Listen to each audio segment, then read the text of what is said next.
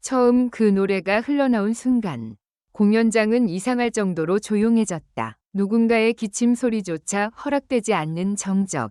조명은 천천히 숨을 고르듯 어두워졌고 관객들은 마치 어떤 예고도 없이 한 사람의 인생 한복판으로 빨려 들어가듯 자리에서 꼼짝도 하지 못했다.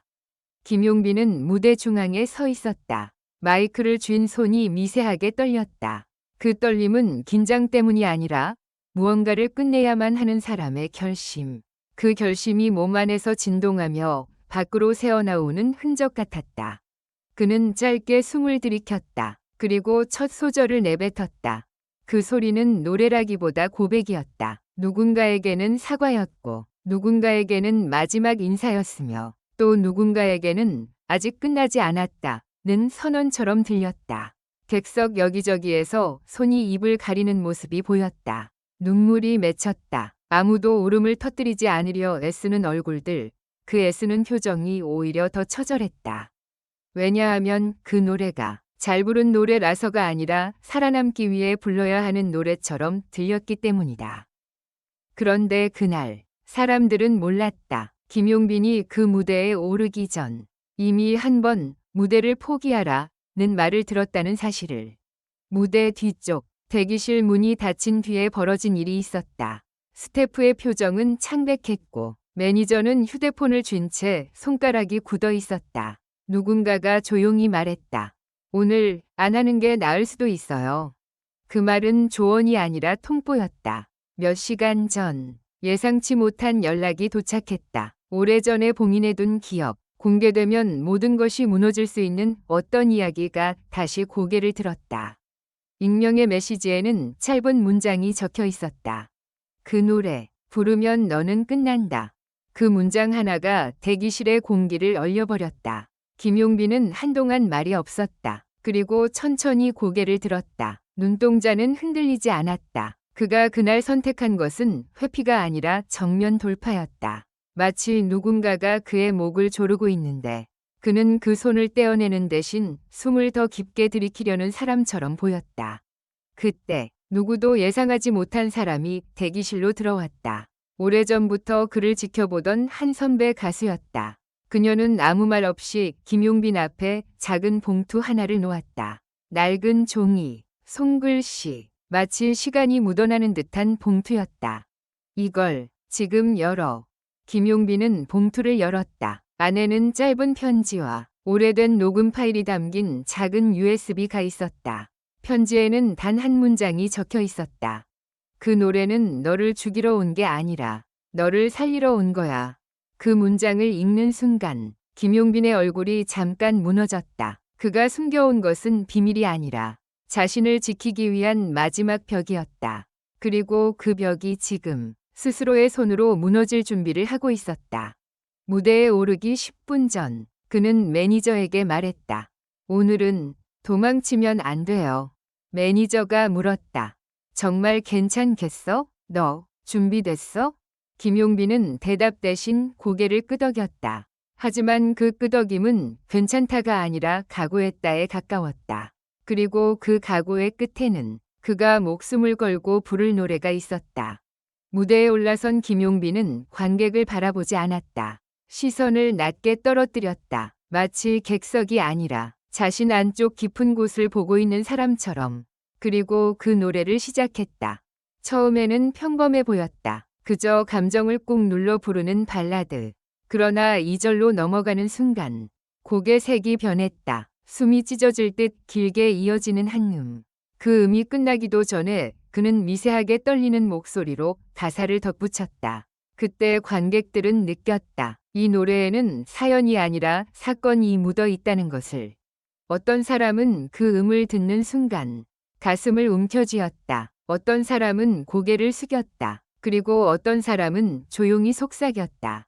저 사람 지금 울고 있는 거야?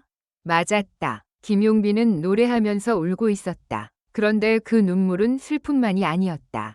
분노도, 억울함도, 그리고 이상하게도 안도감도 섞여 있었다. 마치 오랫동안 억눌러온 한 문장이 마침내 밖으로 나오며 그동안 자신을 갉아먹던 무언가가 조금씩 빠져나가는 느낌. 그걸 그는 노래로 하고 있었다. 그렇게 노래가 절정에 도달했을 때 화면에 자막이 떴다. 스태프가 준비한 자막이 아니었다. 생방송 송출 시스템에 누군가가 의도적으로 끼워 넣은 듯한 문장. 이 노래의 원래 주인은 누구인가? 관객석에서 술렁임이 일었다. 김용빈의 눈동자가 잠깐 흔들렸다. 하지만 그는 멈추지 않았다. 오히려 그 순간부터 목소리가 더 단단해졌다. 마치 누군가가 그의 숨통을 조이려는 순간 그는 더 크게 숨을 내쉬는 사람처럼. 그리고 마지막 후렴 그는 마이크를 더 가까이 끌어당겼다. 그 한 소절을 정말로 목숨을 걸고 내뱉었다. 끝. 정적이 다시 내려앉았다. 그런데 이번 정적은 숨죽임이 아니라 충격이었다. 사람들이 박수를 치는 걸 잊은 표정. 울음이 목에 걸려 제대로 나오지 않는 표정. 몇 초 뒤 누군가가 먼저 일어섰다. 이어서 한 명, 두 명, 수십 명이 자리에서 일어났다. 기립박수는 폭발처럼 터졌다. 하지만 박수 소리보다 더 큰 것은 관객들의 눈물이었다. 그날 이후 한 가지가 소문처럼 퍼졌다. 그 노래, 김용빈의 노래가 아니래. 그리고 바로 다음 날 그 봉투의 정체가 공개됐다. USB 속에는 오래전 같은 곡을 다른 목소리로 부른 데모 녹음이 들어있었다. 놀랍게도 그 목소리는 김용빈의 것이 아니었다.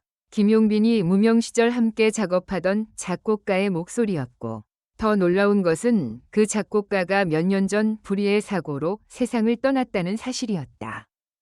사람들은 그제야 연결하기 시작했다. 왜 김용빈이 그 노래를 부르기 전 그렇게 떨었는지, 왜 부르면 끝난다는 메시지가 왔는지, 왜 자막이 갑자기 송출됐는지, 그리고 왜 그가 마지막 후렴을 부를 때 눈물 속에서도 이상한 평온함이 비쳤는지. 그 노래는 단순한 히트곡이 아니었다. 누군가가 생전에 남긴 마지막 작업이었고, 동시에 누군가의 억울함이 묻힌 곡이었다. 김용빈은 그 곡을 가져간 사람이 아니라 지키려던 사람이었다. 그럼에도 오랜 시간 그는 침묵했다. 왜냐하면 진실을 말하면 더 많은 사람들이 다칠 수 있었기 때문이다.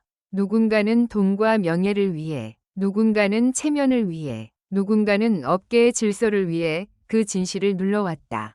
그런데 그날 밤 김용빈은 무대에서 침묵을 깨뜨렸다. 말로 하지 않고 노래로 했다. 가장 잔인하면서도 가장 아름다운 방식으로. 공개된 이야기는 충격적이었다. 그 곡의 저작권이 엉뚱한 이름으로 등록된 과정. 데모를 만든 사람이 사라진 뒤 곡이 정리되는 방식. 그리고 그 과정에서 김용빈이 선택해야 했던 타협과 거부. 그는 알고 있었다. 어느 순간부터 이 노래를 부르는 건 단지 무대가 아니라 증언이 된다는 걸. 그래서 그는 목숨을 걸었다. 그리고 사람들은 그걸 알아버렸다. 그 노래를 들은 사람들이 눈물을 흘린 이유는 멜로디가 슬펐어가 아니었다. 한 사람이 자기 인생을 걸고 지켜온 진실이 마침내 소리로 태어나 객석까지 도달했기 때문이었다. 공연이 끝난 뒤 김용빈은 무대 뒤에서 조용히 봉투를 다시 접어 품에 넣었다. 누군가가 물었다. 형, 왜 그렇게까지 했어요? 김용빈은 한참 후에야 대답했다. 노래는 내 편이었거든요. 내가 노래를 배신하면 결국 나도 나를 배신하는 거잖아.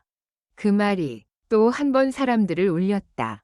그리고 며칠 뒤 한 장의 사진이 공개됐다. 김용빈이 무명 시절 그 작곡가와 함께 작은 연습실에서 웃고 있는 사진. 사진 아래에는 짧은 문장이 적혀 있었다. 이 노래를 네가 불러줘서 고마워. 사람들은 다시 울었다. 이번에는 슬픔이 아니라 끝내 사라지지 않은 마음을. 누군가가 지켜냈다는 안도감 때문에. 김용빈은 그날 이후 더 유명해졌을지 모른다. 하지만 그보다 더 큰 변화는 그가 무대 위에서 더 이상 증명하려는 사람이 아니라 전하려는 사람이 되었다는 점이었다. 그리고 그 변화의 시작에는 목숨을 걸고 부른 그 노래가 있었다. 그 노래는 끝났지만 이야기는 끝나지 않았다. 누군가가 진실을 덮으려 하면 할수록 사람들은 더 크게 기억할 것이다. 그날 공연장에서 흐르던 눈물과 그 눈물보다 더 뜨거웠던 한 사람의 목소리를. 결론적으로 이 글은 재미를 위한 것이며 현실에 기반한 것이 아닙니다. 비판적인 시각으로 읽고 생각해 주시기 바랍니다.